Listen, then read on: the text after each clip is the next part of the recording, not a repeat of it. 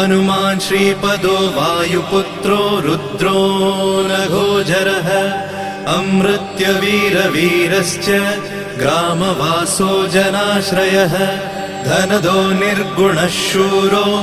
वीरो निधिपतिर्मुनिः पिङ्गाक्षो वरदो वाग्मी सीताशोकविनाशकः शिवः शर्वपरो व्यक्तो व्यक्ताव्यक्तो धराधरः पिङ्गकेशः पिङ्गरोमा श्रुतिगम्यः सनातनः अनादिर्भगवान् देवो विश्वहेतुर्जनाश्रयः आरोग्यकर्ता विश्वेशो विश्वनाथो हरीश्वरः भर्गो रामो रामभक्तः कल्याणप्रकृतिस्थिरः